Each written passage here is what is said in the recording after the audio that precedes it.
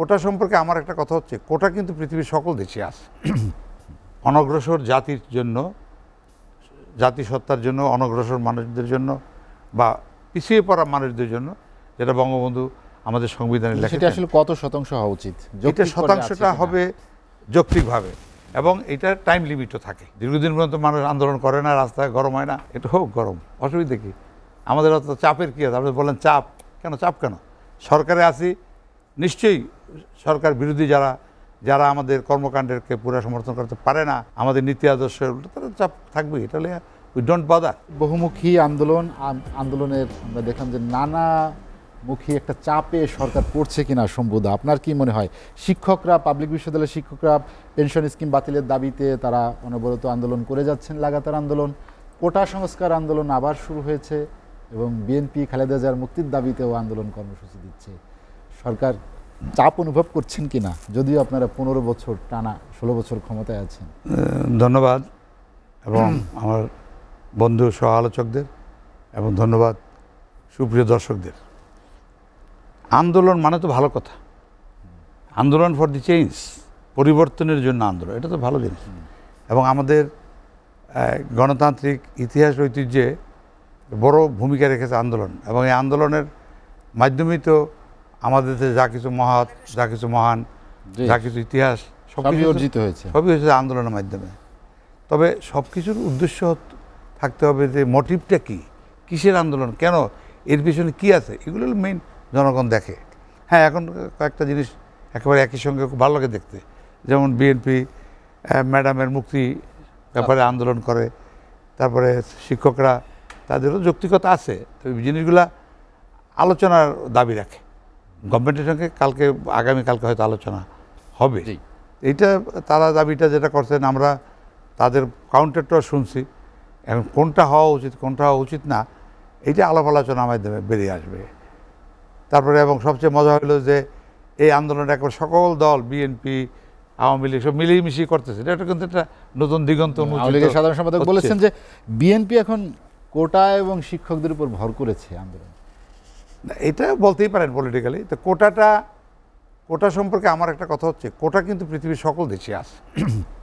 অনগ্রসর জাতির জন্য, জাতিসত্তার জন্য, অনগ্রসর মানুষদের জন্য বা পিছিয়ে পড়া মানুষদের জন্য, যেটা বঙ্গবন্ধু আমাদের সংবিধানে লেখা। সেটা আসলে কত শতাংশ হওয়া উচিত?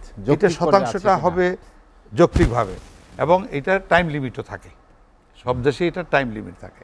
এনিওয়ে, এটার জন্য তবে যখন বিরোধিতা হয়েছিল তখন কিন্তু একটা রাজাকারী কায়দায়, অর্থাৎ মুক্তিযোদ্ধার সন্তানরা চাকরি পাবে, এই জন্য আমি দেখি যে আপনার মনে থাকতে পারে, এক ছেলে রাতে বলে আমি রাজাকার। তার মানেটা কি, এর অর্থটা কি? রাষ্ট্রকে হুমকি দেওয়া, রাষ্ট্রকে হুমকি দিচ্ছ, আমি রাজাকার। এই যে জিনিসগুলো আমরা করি না যৌক্তিকভাবে। আপনার দীর্ঘদিন পরে এটা মহামান্য উচ্চ আদালত থেকে বলা হয়েছে যে এটা রাখতে হবে, এটা থাকা উচিত।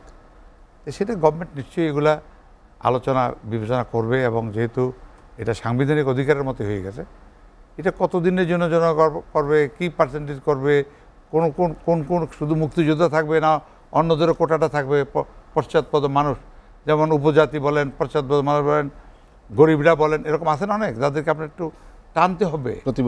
প্রতিবন্ধী আছেন, এদেরকে তো আপনার দেখতে হবে। রাষ্ট্র তো তাদেরকে সুবিধা দিবে, এটা তো আমাদের সংবিধানের তাদের অধিকার। সেই দৃষ্টিভঙ্গি দিয়ে সরকার এটা বিবেচনা করবে নিশ্চয়ই, এবং যেটা হাইকোর্ট বলছেন সেটা আমাদের মানতে হবে। এবং আমার মনে আছে যখন কোটা আন্দোলন হয়, তখন আমাদের মাননীয় প্রধানমন্ত্রী বঙ্গবন্ধু কন্যা শেখ হাসিনা বলছে, আমি যাদের জন্য উপকার করি তারাও তো আমার বিরুদ্ধে মিছিল করে।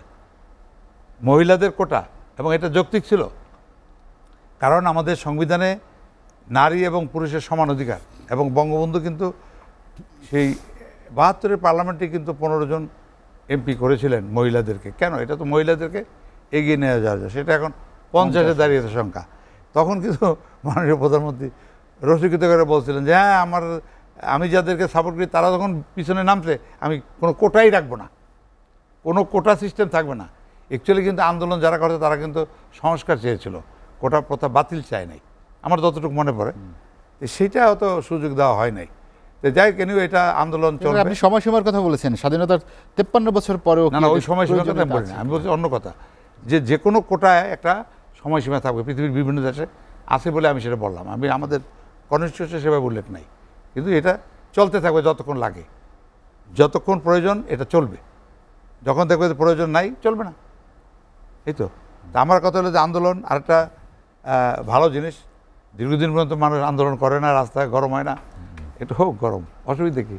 আমাদের অত চাপের কী আছে? আপনি বলেন চাপ কেন? চাপ কেন? সরকারে আছি, নিশ্চয়ই সরকার বিরোধী যারা আমাদের কর্মকাণ্ডেরকে পুরো সমর্থন করতে পারে না, আমাদের নীতি আদর্শের উল্টো, তারা চাপ থাকবে। এটা হলে উই ডোন্ট বাদার। জি, design, elegance, beauty. Sir pack করে দিব স্যার? হ্যাঁ, এতটুকুতেই হবে। সেরা পণ্য সবার জন্য,